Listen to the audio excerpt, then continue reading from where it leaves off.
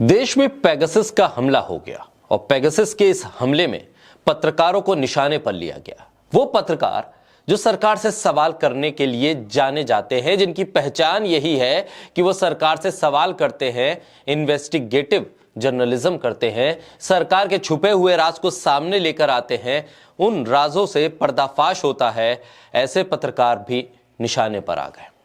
पिछले दिनों पेगासस का ये मामला जब गरमाया तो फिर सरकार ने कहा कि ऐसा कुछ भी नहीं है, ये सिर्फ विपक्ष के तरफ से उठाया गया बेवजह का हंगामा है। फिर जिस तरह से एक साथ फोन पर लगातार अलर्ट आए विपक्ष के नेताओं पर, पत्रकारों के पास उन मैसेजेस को लेकर एक भ्रम की स्थिति भी पैदा हुई और एक हंगामा खेज स्थिति के बीच सरकार ने कह दिया कि हम जांच कर रहे हैं।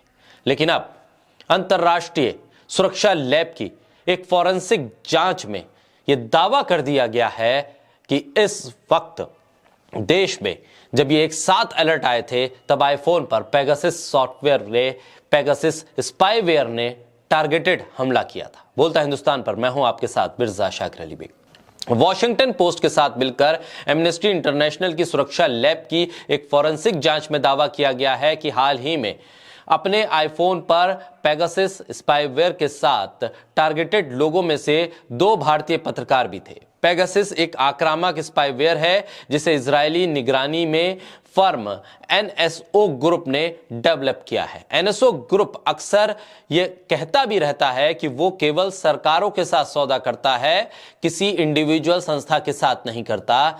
तो क्या भारत में जो ये हमला हुआ वो सरकार के साथ मिलकर किया गया है? ये एक बड़ा सवाल बनकर उभर रहा है। जिन 2 पत्रकारों के बारे में एमनेस्टी इंटरनेशनल ने दावा किया है उन्हें पेगासस से टारगेट किया गया है, वो है द वायर के संस्थापक संपादक सिद्धार्थ वरदराजन और संगठित अपराध और भ्रष्टाचार रिपोर्ट प्रोजेक्ट यानी OCCRP के दक्षिण एशियाई संपादक आनंद मंगलाने। दोनों को विपक्षी दलों के कई राजनेताओं के साथ अक्टूबर में एप्पल के से एक धमकी की सूचना मिली थी, एक अलर्ट मिला था। इसके बाद दोनों ने अपने फोन एमनेस्टी इंटरनेशनल को अपने उपकरण भी जांच के लिए उपलब्ध करा दिए थे। मंगलाने के फोन पर हमले के बारे में बताते हुए एमनेस्टी इंटरनेशनल ने कहा है कि सुरक्षा लैब ने आनंद मंगलाने की डिवाइस से 0 क्लिक एक्सप्लॉइट के सबूत पाए हैं। ये 23 अगस्त 2023 को आई मैसेज पर उनके फोन पर भेजा गया था और गुप्त रूप से पेगासस स्पाईवेयर स्थापित करने के लिए डिवाइस किया गया था। इसे पूरी तरह से उसी तरह से डिजाइन किया गया था। फोन iOS 16.6 था और उस समय मौजूद लेटेस्ट वर्जन था। एमनेस्टी ने कहा है कि वरदराजन के फोन में पेगासस इंस्टॉल करने का प्रयास 16 अक्टूबर को हुआ था, लेकिन यह असफल रहा। उन्होंने कहा कि आनंद मंगलाने के खिलाफ पेगासस हमले में इस्तेमाल किया गया वही हमलावर नियंत्रक ईमेल पता सिद्धार्थ वरदराजन के फोन में भी पहचाना गया है। इससे पुष्टि होती है कि दोनों पत्रकारों को एक ही पेगासस कस्टमर के जरिए निशाना बनाया गया।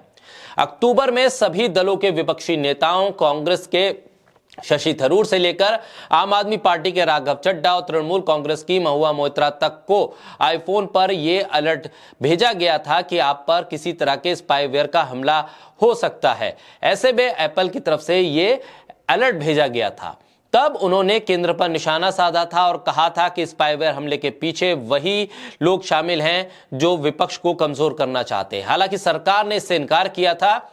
इस खतरे की सूचना के पीछे के कारण का पता लगाने के लिए भारतीय कंप्यूटर आपातकालीन प्रक्रिया टीम की अध्यक्षता में एक जांच की शुरुआत की थी। हालांकि एमनेस्टी इंटरनेशनल ने इस बारे में जवाब नहीं दिया है कि क्या उसके पास इन दोनों पत्रकारों के अलावा और लोगों के फोन भी जांच के लिए पहुंचे थे, और अगर पहुंचे थे तो बाकी की डिवाइस की जांच में क्या कुछ निकल कर सामने आया है।